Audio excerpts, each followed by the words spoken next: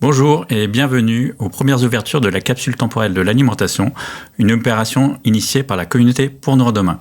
Alors, vous étiez présente le 21 mars dernier. Plus de 100 professionnels de l'agroalimentaire se sont réunis pour construire l'alimentation de demain et embarquer leur vision de l'alimentation dans une capsule temporelle à travers 3 types de contenus. Que mangeront les Français en 2033 ? Quelle sera l'industrie agroalimentaire dans 10 ans ? Et quelles seront vos marques dans les années à venir ?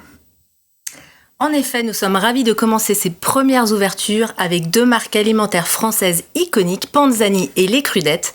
Et pour commencer, Géraldine et Audrey, est-ce que vous pouvez vous présenter rapidement et surtout votre marque ? Audrey, je vous laisse commencer.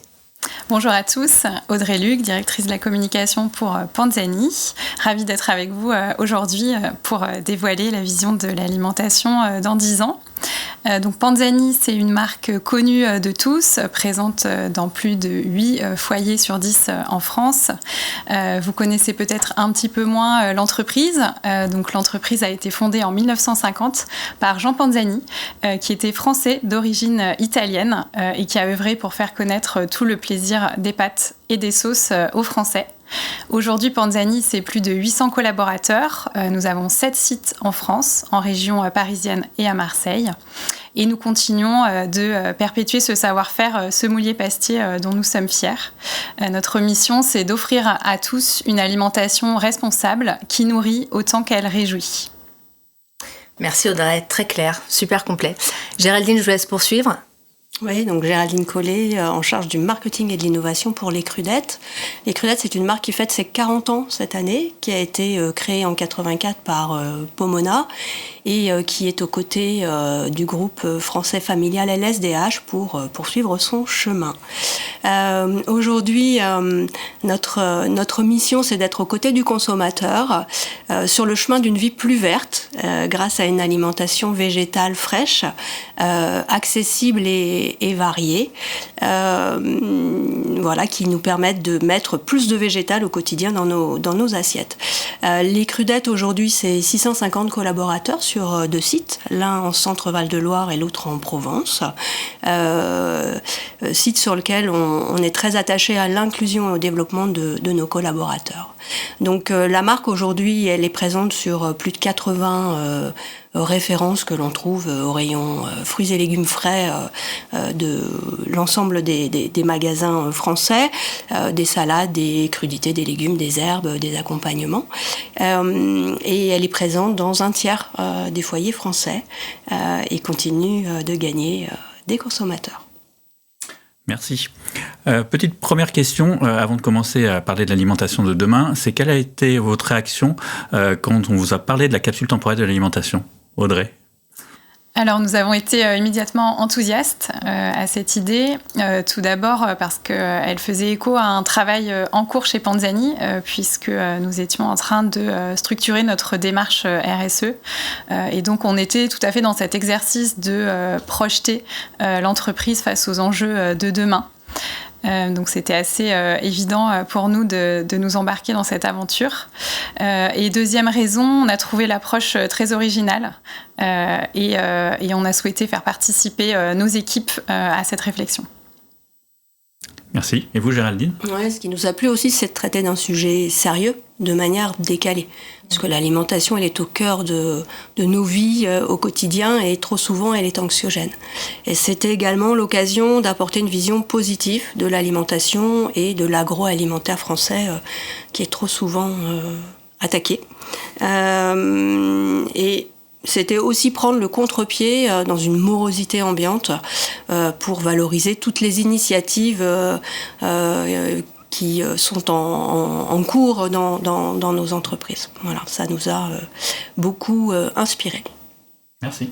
Super. Alors l'opération de la capsule temporelle de l'alimentation a pour vocation, je le rappelle, de définir ce que sera notre alimentation dans 10 ans et comment la transition alimentaire va se construire dans les années à venir. J'aimerais vous entendre là-dessus. Pour vous, quelle est votre définition de la transition alimentaire ? Et Géraldine, je vous laisse commencer.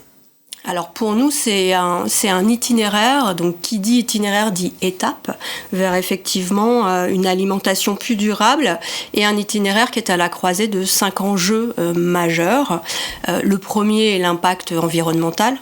puisqu'il faut effectivement aller vers une agriculture plus durable, également une agriculture de proximité, une agriculture également qui ne produise pas de gaspillage. Ça, c'est le premier enjeu. Le second est un enjeu sociétal pour assurer toute la transparence, la traçabilité, pour que le consommateur sache d'où vient ce qu'il mange en toute conscience, et puis également une alimentation qui soit accessible à tous, même aux plus démunis. Pour nous, le troisième enjeu, c'est effectivement le bien-être animal, même si on est dans le végétal, mais de travailler pour une consommation durable de produits animaux. Ensuite, la santé.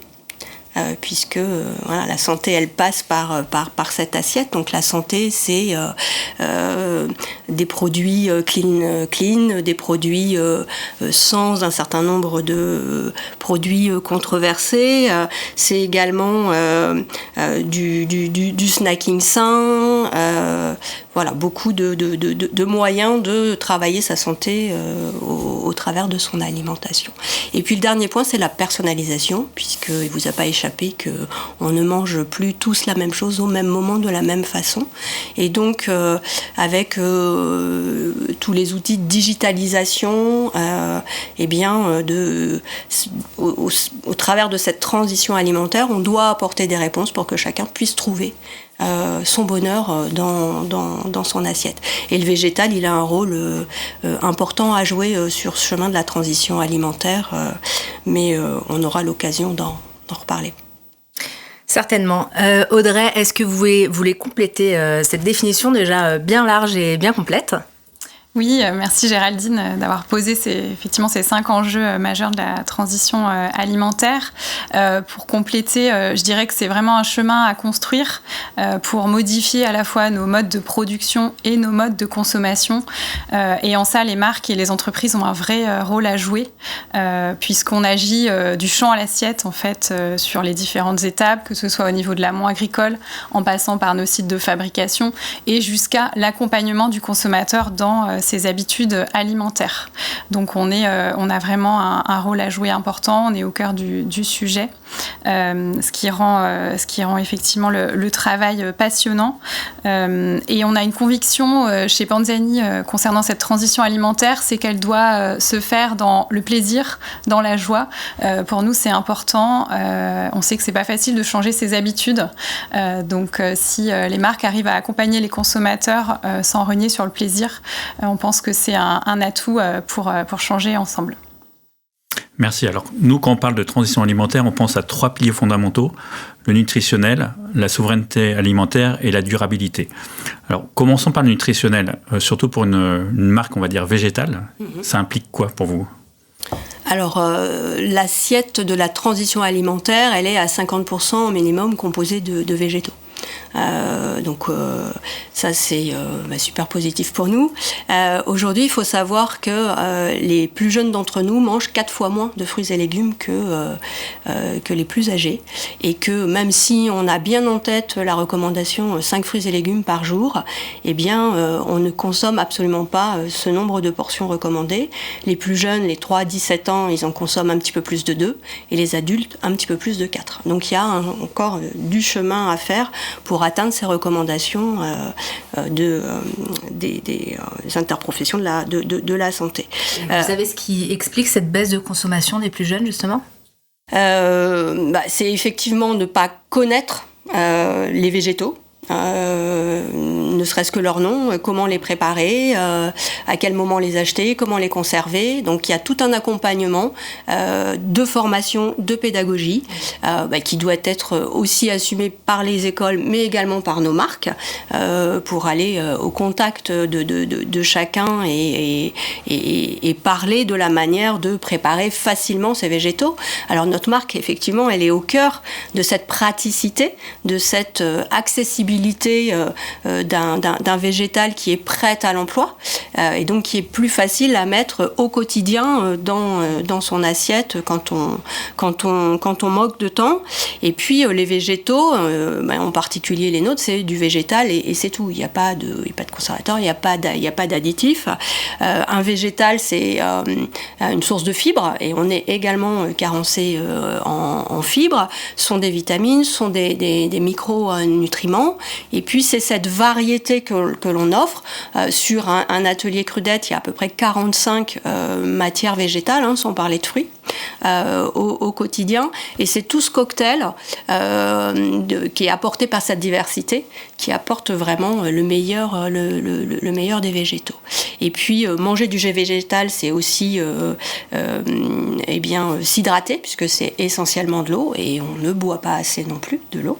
Et puis également, il faut mâcher ces végétaux et ça participe aussi au sentiment de satiété pour manger effectivement à sa juste faim. Voilà. Et le prêt à l'emploi permet de mettre le végétal plus facilement au cœur de son alimentation du quotidien. Merci. Petite question, est-ce que Panzani est une marque végétale, selon vous ? Oui, tout à fait. Donc notre cœur de métier chez Panzani, ce sont les pâtes. Et les pâtes, c'est du blé dur, de l'eau et c'est tout. Donc les pâtes appartiennent à ce grand monde du végétal. Et par ailleurs, on a aussi des sauces. Et les 2/3 de notre portefeuille, ce sont des sauces végétales également. Et en développement chaque année, ça suit tout à fait la tendance de consommation de manger de plus en plus de végétal. Et donc l'atout de ces plats de pâtes et de sauces, c'est finalement de pouvoir composer un repas 100% végétal, mais de manière simple et gourmande, avec également un prix qui est accessible à tous. Donc on est convaincu que les pâtes ont aussi un rôle à jouer dans cette végétalisation de l'assiette. Et pour accompagner aussi les consommateurs dans leur manière de consommer ces pâtes et ces sauces, nous avons lancé un travail de recherche avec une équipe de modélisation pour analyser l'impact nutritionnel et environnemental d'une centaine de combinaisons recettes à base de pâtes, de sauces et d'autres ingrédients, ce qui nous permettra d'ici la fin de l'année de pouvoir les partager avec nos consommateurs et les aiguiller sur le chemin de la transition alimentaire. Top, c'est prometteur. Donc le végétal est en effet un élément clé pour la santé des consommateurs. Qu'en est-il de son rôle pour la santé de la planète, selon vous ? Est-ce que végétal rime forcément avec durabilité ? Géraldine. Alors déjà en 98, les Crudettes obtenaient une certification basée sur les principes de l'agriculture raisonnée. Donc on était déjà sur ce chemin de produire mieux, de mettre en place des pratiques agricoles plus respectueuses de l'environnement. Et c'est ainsi qu'est né notre cahier des charges filière Crudette qui, année après année, monte le niveau d'exigence et essaie d'être en avance sur la réglementation. Alors on a la chance de pouvoir compter sur nos producteurs en contrat qui sont d'excellents techniciens. Pour produire de la salade, c'est pas facile, il faut être tous les jours dans ces champs, puisqu'on est une culture de plein champ, soumise aux aléas climatiques. Voilà, il faut suivre ça de très près. Et ces techniciens, ils sont très motivés pour baisser leur impact, et donc ils ont un certain nombre de sujets d'amélioration, comme la réduction de la quantité d'eau pour produire. L'eau devient une ressource extrêmement rare. C'est également limiter tous les intrants dans leur culture, alors en utilisant des produits de biocontrôle, en raisonnant chaque apport, en mettant des pièges à insectes pour repérer éventuellement l'attaque à venir et traiter à bon escient. C'est également des techniques de préparation des sols, de solarisation, de rotation, très bonne rotation entre les cultures de céréales et de salades. C'est des amendements organiques, c'est de la solarisation, c'est du désherbage mécanique dans les champs et plus chimique. Donc il y a vraiment une volonté de produire plus propre. Et aujourd'hui, 50% de nos appros sont HVE. Donc haute valeur environnementale. Aujourd'hui, on veut encore aller plus loin. Et puis rappelons aussi que travailler la terre, c'est aussi capter du carbone. Et donc, ils ont cette double mission de limiter leurs émissions au travers de leur travail, mais aussi de capter le carbone dans l'atmosphère. Et puis, comme je le disais, nos salades sont cultivées en pleine terre et que les conséquences du réchauffement climatique font que c'est de plus en plus compliqué de maintenir des cultures toute l'année en France.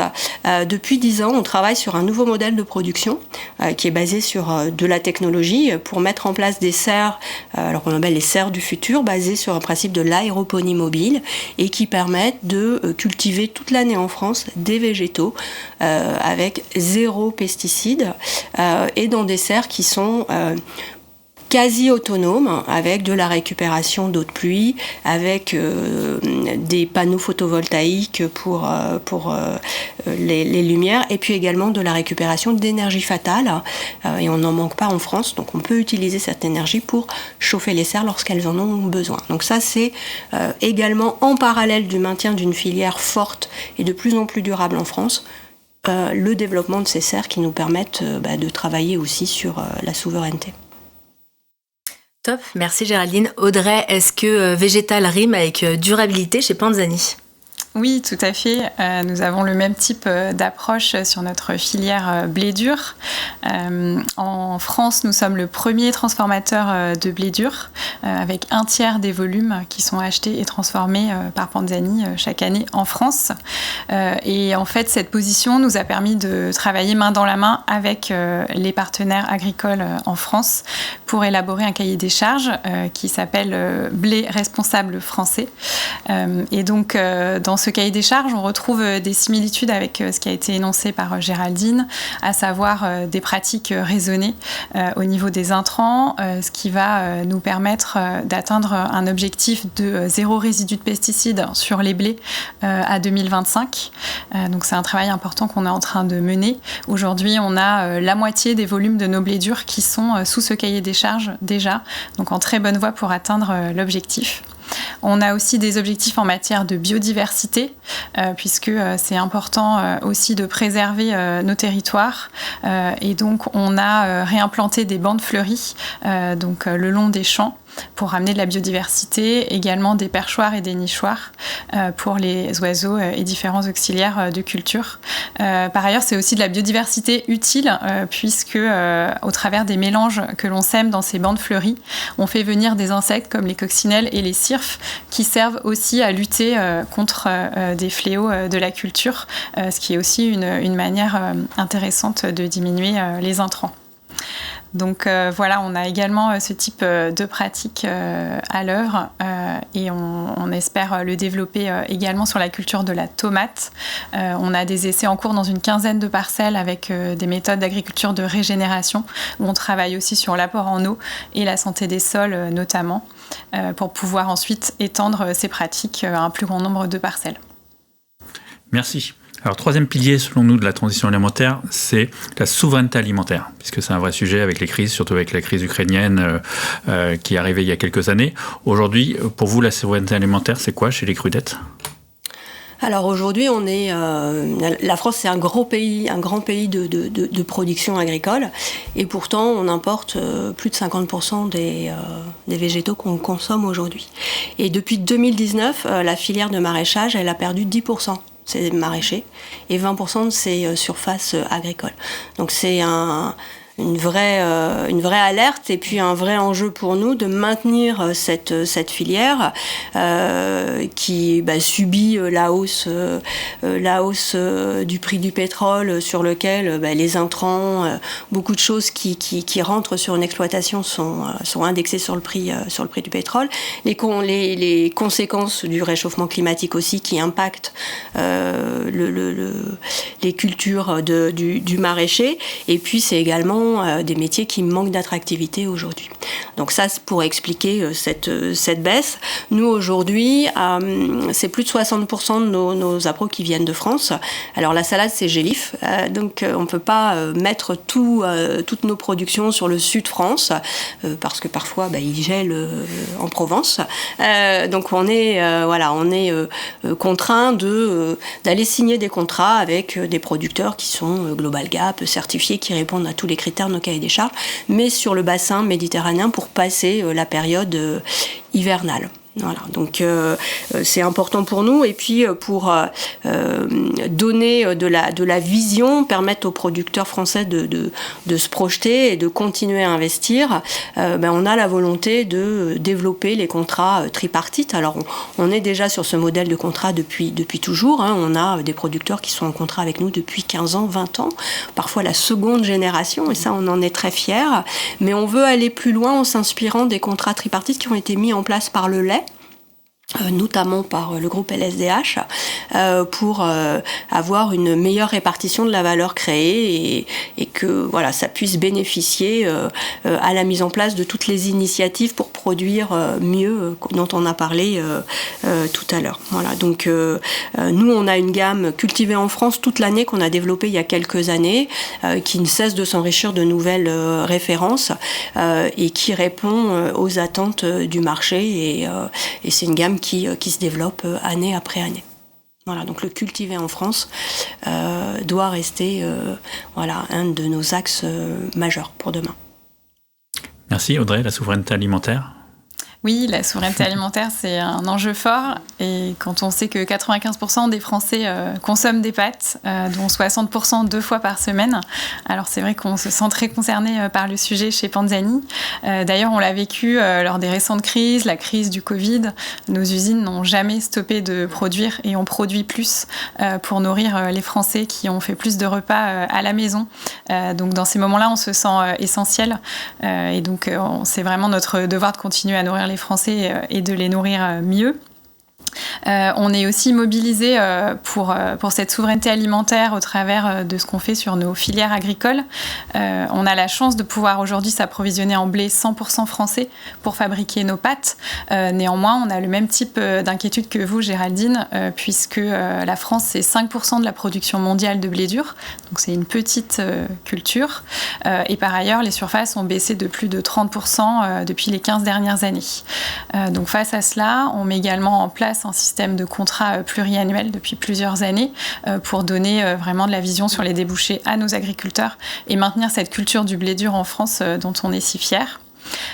Et en parallèle, sur la tomate, on a la même problématique que vous sur les cultures maraîchères où la France est loin d'être autosuffisante. Aujourd'hui, on couvre seulement en France 15% des besoins des industriels français. Donc c'est très peu et on est pleinement engagé dans un plan de relance pour remettre de la tomate d'industrie sur les sols français. Merci, très bien pour ces premiers temps d'échange. Alors on va faire une petite pause récréative avant de dévoiler les contenus que vous avez mis dans la capsule temporelle. Et pour cela, nous allons accueillir notre partenaire Shortlinks.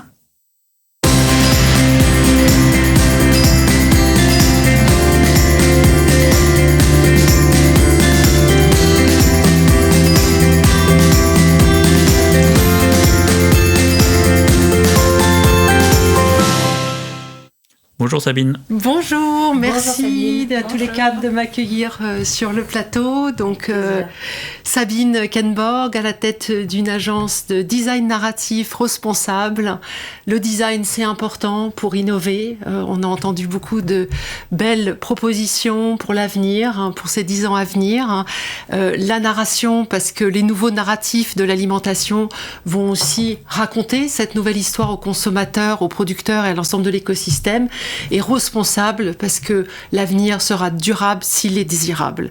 Donc c'est un programme, aujourd'hui cette petite chronique va vous proposer de rentrer dans le studio d'intelligence artificielle de l'agence Shortlinks.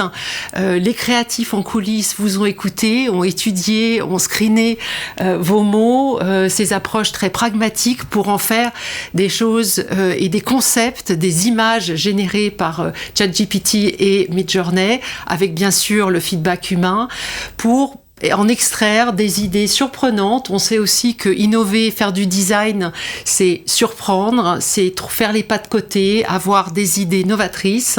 Donc c'est un peu surréaliste qu'on va vous proposer, c'est aussi poétique. Et donc on va vous proposer à chacune une image différente, 2 images, une image très centrée produit et une un petit peu plus décentrée donc sur le lifestyle, puisque on sent que vos idées et vos concepts pour demain sont aussi liés au mode de vie des Français. Donc on va commencer par vous, Audrey. Très impressionnée d'apprendre que les pâtes sont des végétaux protéinés. On a trouvé que c'était une dimension très puissante de l'alimentation de demain. Et donc les créatifs nous ont extrait une première image que je vous propose ici, la Pasta Power.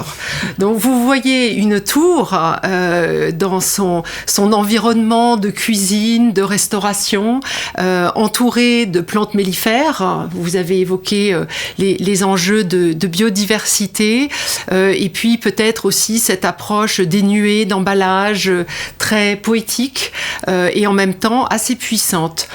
Qu'est-ce que cette image vous évoque à vous, Audrey ? Merci pour cet exercice. C'est extraordinaire de voir les produits illustrés comme ça dans le futur. Je rebondis sur le pouvoir des pâtes. On est intimement convaincus qu'effectivement les pâtes sont un aliment d'avenir qui a toute sa place dans l'assiette de demain. On l'a évoqué, hein, elles ont beaucoup de pouvoir, celle d'être accessible à tous, celle d'être gourmande, d'être déclinable à l'infini. De 1000 façons, que ce soit à la maison, un petit plat de coquillettes de jambon du dimanche avec les enfants tel qu'on l'aime, ou bien chez un chef. Là, on se projette tout de suite peut-être dans une table un petit peu plus gastronomique. On sent qu'on va pouvoir fourmiller d'idées, de compositions autour de la pâte. Tout à fait. Ouais. C'est ce que ça m'évoque. Et donc, on imagine que c'est finalement une source d'inspiration et un support pour 1000 idées de plats végétaux demain. D'autres réactions ? Géraldine, qu'est-ce que ça vous évoque, vous ? La planète pâte, ouais, c'est ça. On a l'impression là, la capsule nous a emmenés sur une planète, mais où on retrouve avec plaisir l'aliment qu'on aime tous. Voilà, et qui apporte de la gourmandise, de la satiété, du réconfort, que tout le monde sait cuisiner, plus ou moins bien, mais quand même.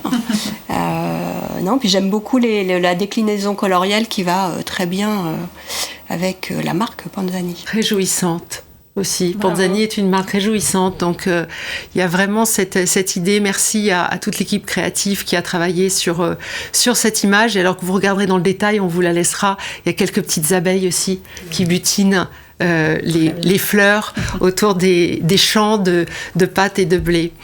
Alors, vous avez eu votre tour, mais vous aussi, vous allez avoir une tour, puisque vous faites de la culture à la verticale. L'aéroponie nous a inspirés. On a mis l'aéroponie à Chambord, dans un escalier en colimaçon, et on a créé la tour Crudette. Waouh. Une tour qui pourrait être dans un supermarché du futur, qui pourrait être dans un centre commercial, qui pourrait être, je crois que vous avez parlé de jardin partagé aussi. On pourrait cueillir ces salades, cueillir ces herbes. Le système en colimaçon vous permet d'y accéder. Est-ce qu'on a des échelles pour monter ? Est-ce que on peut tout imaginer. Après tout, un peu de science-fiction, ça fait du bien. Et c'est un peu ça aussi l'idée de la capsule temporelle de l'alimentation. Ça fait 10 ans qu'on scrute un petit peu tout ce qui se passe au niveau mondial sur effectivement la production verticale, enfin tous les modes de production en conteneurs, sur les toits, à côté des data centers, et sont des images. Je crois qu'à Singapour il y a quelque chose qui ressemble à ça. Voilà, tout à fait. Donc moi je retrouve la variété de ce que l'on peut trouver dans nos frigos. Je vois de la couleur. Et puis j'aime bien l'idée, effectivement, il y a du ciel derrière, il y a de la respiration, il y a du mouvement, il y a des personnes qui sont là. Donc, ils sont en train de une faire autre leurs expérience courses, finalement que celle enfermée du supermarché, du plastique. Voilà, comment réenchanter la salade avec une autre vision. Audrey, ça vous inspire aussi? Ça donne envie. Oui, il y a beaucoup de fraîcheur. On s'imagine circuler effectivement dans ce linéaire de demain. Et d'ailleurs, c'est souvent ce qu'imaginent les enfants. On a fait l'exercice chez Panzani de leur faire dessiner l'alimentation dans 10 ans. Et on avait souvent un savant mélange de cultiver à côté de chez soi sur fond de technologie, avec la présence de robots ou de technologies qui permettent comme ça des cultures simplifiées. Donc c'est un bel imaginaire que vous avez réussi à illustrer. Merci. C'est une bonne transition avec la prochaine, puisque l'enfance, l'éducation à la cuisine, l'arrivée de la VR dans nos vies, tôt ou tard, qu'est-ce qui va se passer? Est-ce qu'on va les avoir finalement, ces vies virtuelles? On a imaginé, vous qui parlez de cours de cuisine pour les enfants à l'école, mais aussi des cours qu'on pourrait ramener à la maison, on a imaginé cet exercice de jeu, cook and play, avec son environnement, une façon peut-être de se reconnecter aussi à l'autre, de se reconnecter à des repas conviviaux, peut-être déstructurés sous cette forme-là, mais en tout cas une façon d'apporter à la fois de la convivialité. On sait que la pasta, c'est quand même la vie du collectif, c'est quand même tout cet amour partagé autour des pâtes Panzani. Donc cette image, qu'est-ce qu'elle vous inspire à vous, Audrey? D'abord, c'est une idée formidable parce que je vois tout de suite le potentiel qu'on peut avoir derrière ce type de jeu.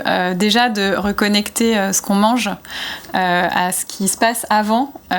Et donc, souvent, les enfants sont demandeurs de comprendre ce que je mange, d'où est-ce que ça vient, comment est-ce qu'on fabrique des pâtes, comment est-ce qu'on fabrique tel type de sauce, etc. Donc, j'y vois une manière pour eux de plonger en fait dans des images pour visualiser en fait comment est-ce que tout ça est arrivé jusqu'à moi. C'est intéressant. Et puis je vois aussi de la joie, un moment de jeu, un moment sans doute de composition, de créativité aussi, parce qu'on imagine qu'on peut peut-être plus facilement construire son repas sur mesure à l'envie. Et d'ailleurs, on a des enfants qui nous avaient fait des dessins dans ce sens aussi, avec l'idée aujourd'hui j'ai envie de manger des pâtes avec tel type de forme, tel type de couleur, et donc eux sont tout de suite allés très loin dans la créativité. Donc après les cours de théâtre à l'école, moi je propose les cours de cuisine à l'école. Super idée. C'est clair, essentiel.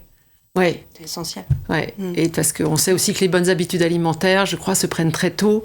Donc, apprendre à cuisiner, c'est refaire contact aussi avec l'aliment. C'est ce que vous expliquez aussi, dans votre approche. Ça, pour le coup, bon nombre de marques qui ont participé à la capsule temporelle de l'alimentation ont évoqué justement cette notion de pédagogie envers les nouvelles générations. Enfin, c'est clé, en fait. Nous, c'est un sujet qu'on évoque au quotidien et je pense que c'est très important. Ouais, cuisiner, c'est un jeu et ce n'est pas que se nourrir. C'est aussi une dimension sensorielle et intergénérationnelle. C'est aussi une histoire de transmission qui est en jeu. On sait qu'avec la technologie, en fait, devrait nous permettre de reconnecter avec cette notion de transmission. Formidable. Une dernière pour la route. Ah là là là là là là. Celle-là, il faut la sortir parce que c'est un peu un rêve personnel, Géraldine, que j'ai. C'est une crudette bar avec des légumes épluchés, prêts à cuire pour faire ma soupe, ma salade, mais aussi, je peux aussi acheter des glaces parce que j'ai entendu que vous faisiez beaucoup de salades, des jus, des soupes peut-être, mais pourquoi pas le légume en ice cream, on peut tout imaginer. En tout cas, la végétalisation de l'alimentation, il faut qu'elle soit joyeuse, ludique et désirable. Tout à fait, donner envie. Donner envie de croquer le végétal. Croquer, et vous avez déjà apporté ce service du pré-emballé, du lavé pré-emballé. C'est vrai qu'on continue encore à éplucher nos légumes, donc on rêve de ça. Tout à fait. Est-ce que ça vous paraît réaliste? Oui, complètement. Et c'est pour quand alors? Demain. Dans 10 ans, demain. Avant la fin de la capsule temporelle. Ouais. Mais effectivement, et ce que je trouve intéressant aussi, alors en dehors de ce que l'on voit à l'arrière-plan, où on se rend bien compte de toute la diversité de ce que l'on pourrait vous proposer en monoportion. Vraiment, vous pourriez acheter la portion dont vous avez besoin, donc plus de gaspillage, et puis le juste prix pour préparer ce qu'on a décidé de faire ce soir, ou bien de garder dans son frigo pour les jours d'après. Mais j'adore le cornet glace, parce que c'est quelque chose de détourné par rapport à d'habitude, et c'est quelque chose qu'on a essayé, alors non pas du cornet glace, mais notre fameux crudwich d'il y a quelques années, la salade qui se mangeait comme un sandwich. Voilà, donc je retrouve un peu cette idée-là, mais aussi de la désirabilité du végétal, c'est essentiel. Et aujourd'hui, on parlait de la formation, de la pédagogie, etc. Il y a 1001 façons de travailler le végétal, et trop souvent, on mange toujours la même chose. Et notamment, le passage à l'école, malheureusement, laisse une trace pas très positive chez nos enfants. On a tous l'épinard, l'endive, même la lentille, le poireau, n'en parlons pas, alors que il y a plein de préparations tous meilleures les unes que les autres à faire avec tout ce que nous offre la nature. Et puis d'autres produits qu'on peut aussi maintenant cultiver en France et qui apportent un peu d'exotisme. Donc ça nous ouvre plein de possibles. Donc, en tout cas, moi, ça m'évoque vraiment la bonne humeur. Et du coup, le végétal est joyeux et non fade. Et ça, c'est très optimiste. Donc, c'est très positif. Et la créativité, en tout cas chez Shortlinks, au sein du groupe Team Créatif, on a vraiment la créativité du design au cœur pour innover. Parce que les approches, elles sont pragmatiques, elles sont technologiques. Il y a beaucoup d'ingénierie pour inventer l'alimentation de demain. Il y a aussi des aspects très réglementaires, mais la créativité permet aussi de défricher de nouveaux territoires. Donc, bienvenue en tout cas pour ce travail de créativité commune qu'on pourrait mener ensemble par la suite sur ce type de projet. Voilà pour l'assiette de demain. Je crois qu'on enchaîne sur la suite. Merci Sabine. Ça laisse place à l'ouverture de la capsule temporelle de l'alimentation qu'on attend tous. Donc c'est une très belle transition. Merci. Merci à vous. Alors nous avons demandé aux marques alimentaires françaises qui ont participé à l'opération de la capsule temporelle de l'alimentation de nous confier, je le rappelle pour ceux qui nous rejoignent, leur vision de l'alimentation de demain en répondant à 3 questions. Comment les Français vont s'alimenter en 2033?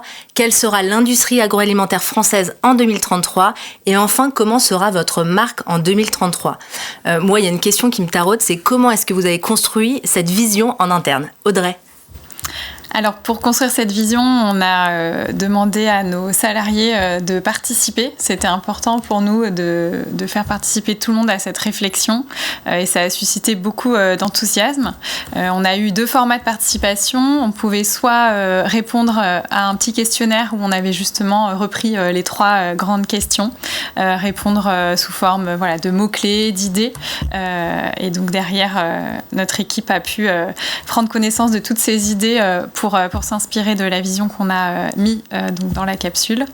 Et par ailleurs, il y avait un format dessin aussi parce qu'on avait envie d'interroger les enfants, je l'évoquais tout à l'heure. Et donc là, on a reçu des dizaines de dessins où les enfants ont pu exprimer visuellement leur vision de l'alimentation de demain. Et c'était également très riche et complémentaire. C'était les enfants des salariés, c'est ça? Oui, tout à fait. Ok, top. Très bonne idée d'avoir impliqué les enfants des salariés parce qu'en fait, on s'adresse aussi à eux quand on parle de demain. Géraldine, comment est-ce que vous avez procédé, vous? Alors, on n'a pas interrogé nos enfants, mais on a interrogé nos jeunes pousses. On avait, à cette époque, toute une équipe d'alternants. Et ils se sont emparés du sujet avec grand plaisir. Et ensemble, on a déterminé différentes personnes dans l'entreprise à aller interviewer. Donc, en fait, on a fonctionné sous forme d'interview en posant les 3 questions. Et alors, les gens étaient un peu déstabilisés au départ. Mais finalement, nous ont livré à la fois leur vision de de professionnels, mais aussi leur vision personnelle. Voilà, et c'était intéressant de voir parfois les écarts entre les deux. Ensuite, bien nos alternants ont travaillé sur la synthèse, voilà la rédaction de ce qu'ils avaient entendu. Ce contenu a été présenté à notre comité de direction. Il a fait aussi l'objet d'une communication en interne dans notre Pouce-Pouce, qui est notre journal interne.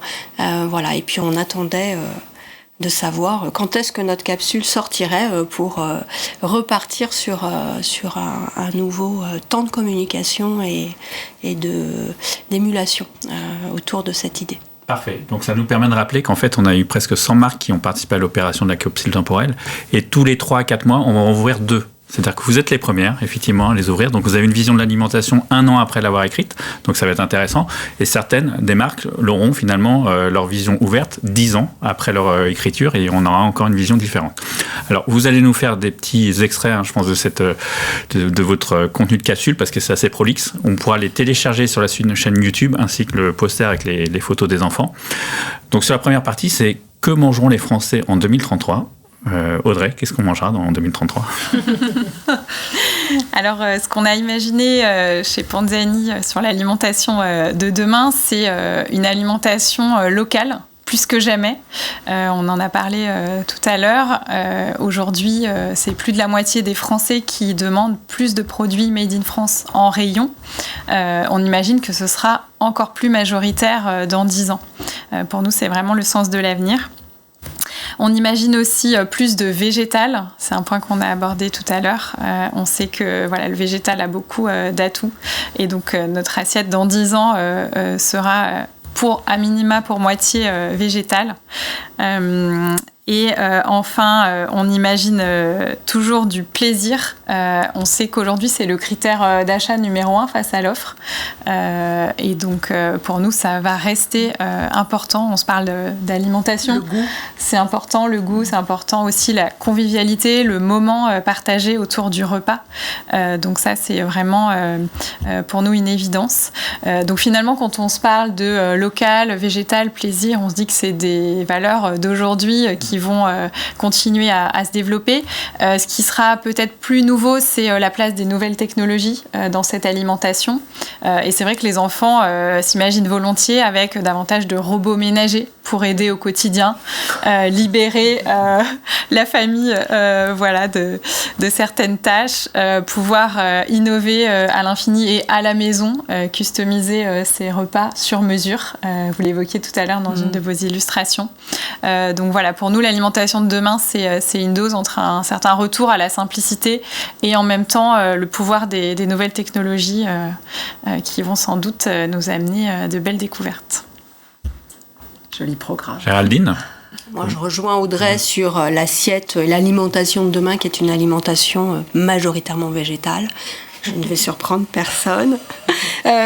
Et c'est une alimentation végétale avec des végétaux crus, cuits, frais, mais pas que, en conserve, surgelés, des végétaux qui sont à boire, à réchauffer, à croquer, à emmener, exactement, voilà, pour tous. Et puis, c'est également une place plus importante pour les légumineuses, pour les graines germées, pour les céréales. Voilà, parce que avec tous nos végétaux crus, on peut avoir ce qu'il nous faut en termes d'apport au quotidien. Et puis c'est une alimentation pour nous qui devra s'apprendre davantage. On a déjà abordé le sujet, s'apprendre mais se partager. Voilà, puisque c'est dans notre ADN, voilà, la cuisine, l'alimentation, mais de vraiment remettre sur le devant de la scène, là, sur ces 10 années, pour que ce soit vraiment ancré, ça redevienne ancré dans nos habitudes, et puis de prendre effectivement beaucoup de plaisir à manger ce qu'on aura choisi de cuisiner, partager, ou de venir customiser effectivement sur des choses déjà préparées. Je rejoins Audrey aussi sur ce que peuvent nous apporter les nouvelles technologies. on a imaginé effectivement sur la digitalisation d'avoir, alors c'est un rêve, les frigos connectés qui connaissent parfaitement les besoins de la famille, les préférences de la famille, le budget qu'on va consacrer à son alimentation, les événements qui vont venir, introduire des besoins nouveaux. Et puis ce frigo fait le shopping à notre place, ça envoie des commandes, et puis ce sont des drones qui viennent nous livrer tout ce qu'il faut, soit sur nos lieux de travail, soit sur d'autres points de relais, et avec des tutos, des lives, des choses qui permettent aussi de se lancer dans des nouvelles préparations ou d'intégrer un nouveau végétal, une nouvelle pâte, une nouvelle sauce dans son alimentation. Et puis ça permet aussi de se faire livrer en fonction de ses besoins et puis de la réalité de ce qui sort de son frigo pour aller vers... C'est une alimentation qui ne produit plus de gaspillage. Ça, c'est quelque chose qui est insoutenable pour nous, de voir tous ces aliments qui sont cultivés, transportés, produits transformés et qui se retrouvent directement alors plus dans nos poubelles aujourd'hui, mais dans les composts ou ailleurs. Voilà. Et puis l'alimentation, c'est pour nous ce qui est important, c'est de garder un lien avec le vivant. Et pour autant, on aimerait que chacun puisse avoir accès à un jardin potager de proximité où les gens vont pouvoir se cultiver, en complément quelques légumes, quelques fruits, mais surtout se retrouver. Ce sont des potagers intergénérationnels et où on va venir se transmettre des recettes, des conseils, des astuces, toujours pour beaucoup de convivialité, pour que on soit dans le dialogue, le partage et l'ouverture. Voilà. Notre alimentation de dans 10 ans. Ça donne envie. Il n'y a plus qu'à. Alors on l'aura compris, l'industrie agroalimentaire a un rôle essentiel à jouer sur l'alimentation de demain. Selon vous, quelle sera l'industrie agroalimentaire française en 2033, Audrey ? Alors l'industrie en 2033, elle va suivre bien sûr les tendances de consommation qu'on vient d'évoquer. Donc on l'imagine forcément locale. Donc on a chez Panzani aujourd'hui nos sites en France et c'est une chance et on va continuer à les faire tourner et on espère que beaucoup d'entreprises vont pouvoir aussi relocaliser un certain nombre de productions. On sait qu'il y a des plans de relance en ce moment sur le sujet et c'est une bonne nouvelle pour les consommateurs. On imagine aussi une industrie plus responsable et je crois qu'on est nombreux à travailler dessus aujourd'hui parce que c'est maintenant qu'il faut préparer les feuilles de route, les plans pour avoir cette industrie responsable dans 10 ans. Alors quelques exemples de chantiers qu'on est justement en train de mener maintenant pour dans 10 ans, c'est d'abord le chantier de la décarbonation, donc avec à la fois un changement des pratiques au niveau agricole, notamment avec la réduction de l'apport d'azote qui, on le sait, est source d'émissions de gaz à effet de serre, mais aussi sur nos sites de fabrication. Donc ça va être de trouver un recours à des énergies renouvelables. On est par exemple à l'étude sur des systèmes de chaudière biomasse qui devrait se concrétiser très prochainement. Et puis un travail également au niveau des emballages. Donc on a mis en place depuis plusieurs années un consortium avec Citeo qui s'appelle le consortium Flex 25 pour garantir la recyclabilité de tous nos emballages. Et donc aujourd'hui on est heureux de pouvoir annoncer qu'en 2025 les plastiques utilisés pour nos pâtes seront 100% recyclables et recyclés dans une boucle circulaire qui permettra le réemploi. Donc ça, c'est absolument l'avenir. Et en parallèle, on développe aussi le vrac et on espère qu'en 2033, il sera bien plus développé qu'aujourd'hui. Directement au linéaire. Exactement. C'est vrai que vous l'avez montré tout à l'heure, la pâte sans emballage, c'est la pâte de demain. Voilà, et puis enfin on travaille aussi sur la transparence et c'est comme ça qu'on aime à imaginer l'industrie dans 10 ans, une industrie qui plus que jamais ouvre ses portes, peut-être grâce aux nouvelles technologies donne accès en instantané à tiens comment se passe la production chez Panzani aujourd'hui, et finalement on peut suivre depuis son domicile la production des pâtes. Aujourd'hui à Nanterre nous produisons des farfales. Voilà, c'est une manière aussi d'être encore plus connecté Et puis, avec nos partenaires, c'est facilitateur aussi. On parle beaucoup de la digitalisation du monde agricole. C'est important pour justement suivre ces nouvelles pratiques qui sont mises en place, pouvoir suivre avec des images par satellite ou des drones ce qui va être mis en place, pouvoir avoir des meilleurs reporting sur l'usage justement des intrants. Voilà, ça va nous aider à aller au bout de nos feuilles de route et à construire cette industrie de 2033 qu'on espère vraiment vertueuse. Alors Géraldine, selon vous, l'industrie agroalimentaire française en 2033 ?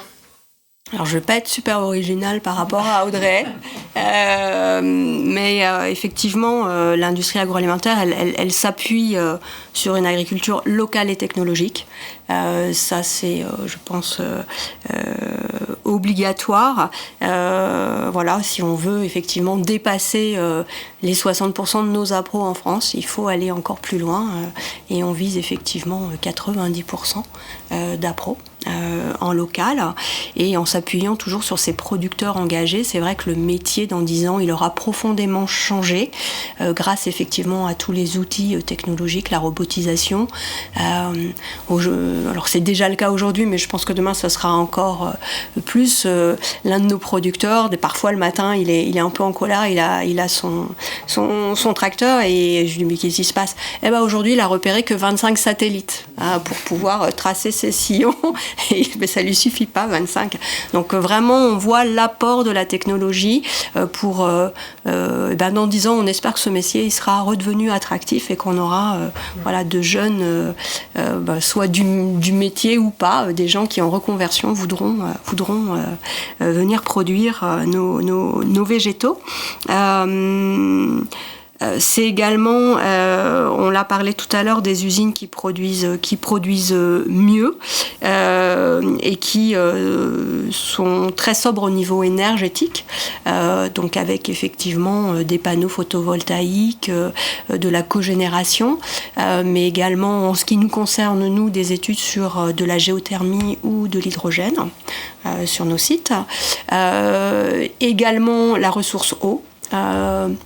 Alors pour produire des salades en sachet, il faut utiliser un certain nombre de litres d'eau, voilà, pour qu'elles soient toutes propres, et donc de travailler sur un circuit d'eau en boucle fermée et en récupérant l'eau de pluie et en limitant d'aller chercher de l'eau à l'extérieur, mais de travailler en circuit fermé.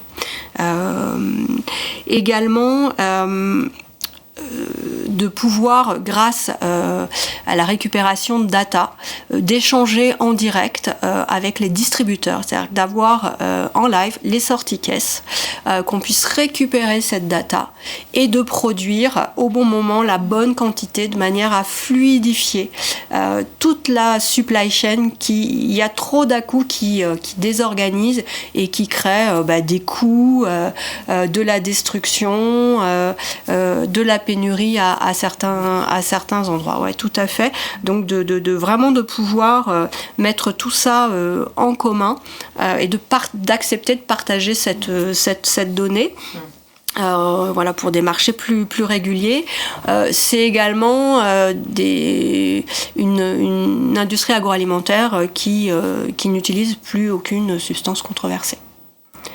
Voilà. Donc, alors en adaptant effectivement la supply chain, on peut peut-être réduire les durées de vie qui nous sont demandées et donc de limiter les transformations ou les ajouts. Je crois que j'ai fait le tour. Alors sur les emballages, oui, Flex 25. Puisqu'on aura effectivement nos sachets de salade qui sont recyclables aujourd'hui, mais pas recyclés parce qu'il n'y a pas la filière. Et donc, avec déjà tous les réunions et les investissements qui ont eu lieu, cette filière existera. Donc, nos sachets redeviendront des sachets qu'on pourra réutiliser, même si on espère aussi trouver des solutions en vrac, bien évidemment, même si nos salades étant prêtes à l'emploi, l'emballage il a un rôle aussi de préservation de la qualité sanitaire.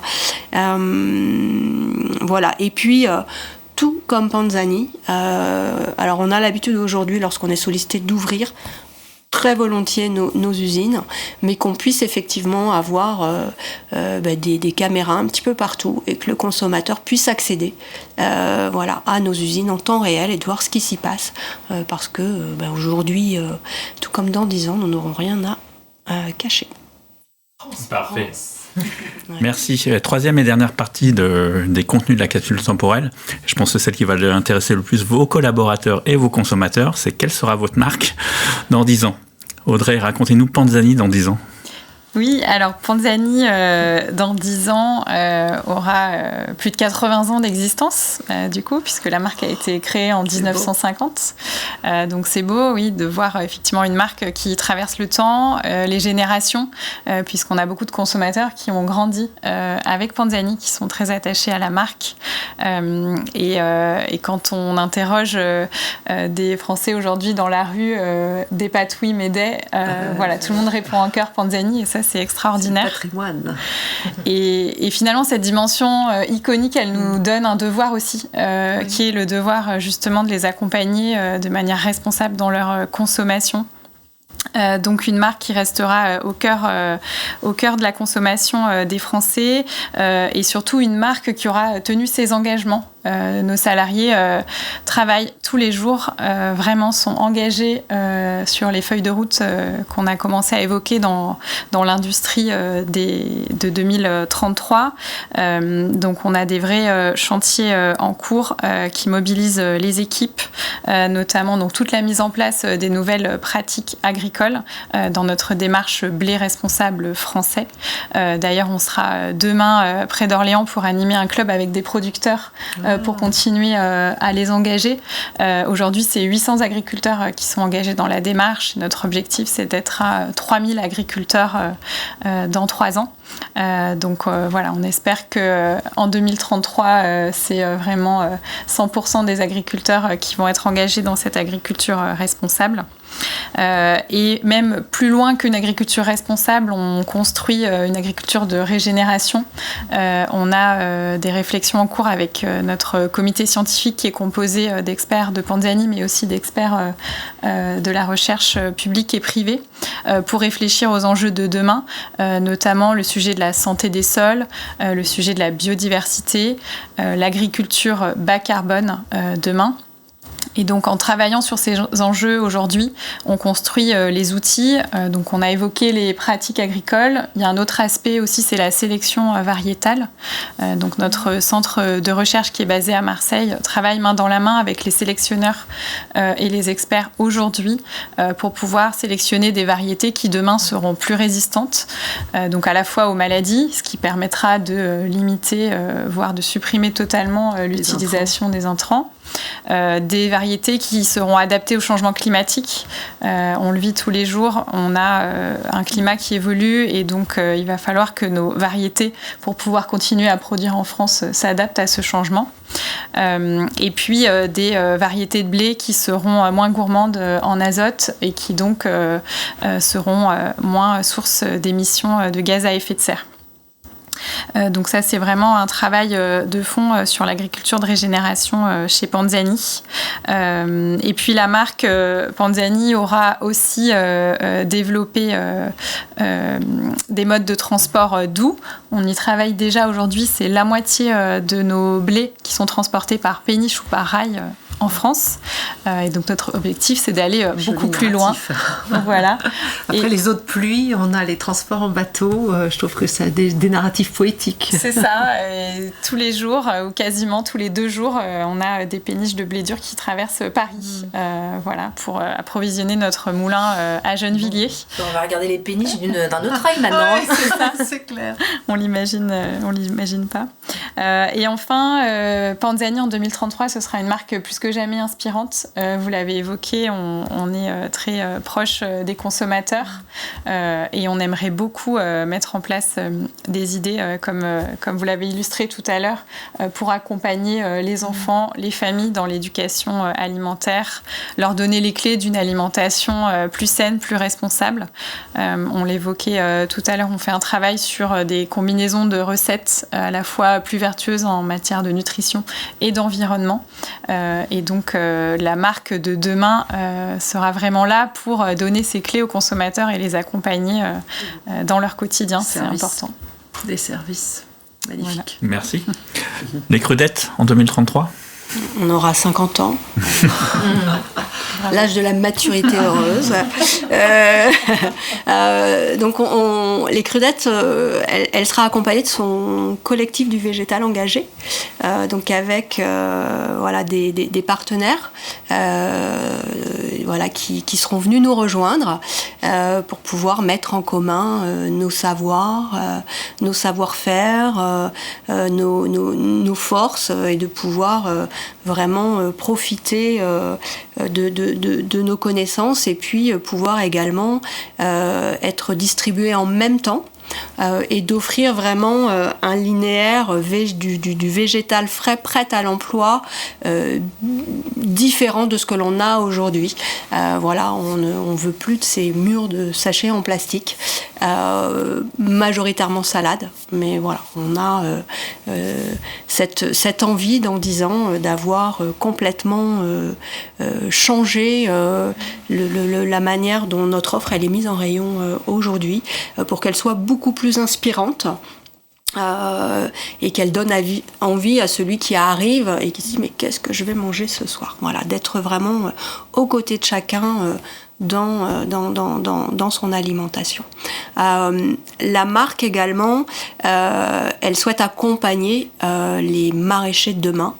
Alors aujourd'hui, on n'est pas une société de production maraîchère, on restera en contrat, mais de pouvoir les accompagner, de faciliter l'accès à la terre dans nos territoires, et puis de leur offrir ces débouchés à long terme, de manière à pouvoir construire leur modèle et s'installer. Parce que c'est essentiel pour nous que notre marque puisse s'appuyer sur un approvisionnement français.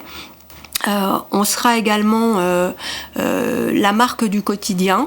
Je parlais tout à l'heure, tout comme Audrey, de tutos, de live, de visites de producteurs, d'aller dans des cuisines de chefs, d'apprendre des astuces, des trucs, de découvrir des végétaux inconnus. Et peut-être une chaîne YouTube Crudette, qui émettra 24 heures sur 24. On a vraiment envie que manger soit plus une prise de tête et que ça reste vraiment un plaisir accessible. Pour ce qui est de nous. C'est un beau programme. C'est déjà bien, c'est très très bien même. Très créatif. Merci à toutes les trois pour ces échanges passionnants. Ça nous apporte une vision à la fois pragmatique mais également optimiste et on en a besoin de notre alimentation de demain. Ce que je vous propose pour terminer, chacune à votre tour, c'est de conclure avec une phrase qui pourrait résumer ce qu'on s'est dit ou quelque chose qui vous a marqué plus particulièrement. Pas facile de résumer, mais je dirais l'agriculture et l'alimentaire à la française sont mondialement reconnus. Donc je pense qu'on peut être fier de ce que l'on fait au quotidien. On fait un métier noble et qu'il faut continuer à se dépasser tous les jours pour faire encore mieux. Et comme je crois qu'il est presque l'heure, je vais nous souhaiter que manger soit une fête. Merci. D'abord, merci pour cet échange qui était vraiment très riche. Finalement, quand on se projette dans cette alimentation dans 10 ans, on a tous envie que ça ne reste pas qu'un fantasme, mais que ça devienne une réalité, parce que finalement, elle donne envie, cette alimentation dans 10 ans. J'inviterai le plus grand nombre à agir aujourd'hui pour qu'ensemble, on puisse construire cette alimentation de demain qui sera responsable et joyeuse. Magnifique. Responsable, encore mieux. Beaucoup de sujets technologiques. C'est magnifique quand la technologie rencontre la poésie. Et ce sera ma façon à moi d'être bien dans l'assiette de demain. Ce sera mon mot de la fin. Merci à toutes. Pour être informé des prochaines ouvertures des capsules temporelles de l'alimentation, vous vous abonnez à la chaîne YouTube sur laquelle vous regardez la vidéo. Et comme ça, vous aurez une petite info. Et donc à très bientôt. Merci pour beaucoup. Pour les prochaines ouvertures de la capsule temporelle de l'alimentation qui vont bientôt arriver. Merci. Merci Marion. Merci. Au revoir. Merci.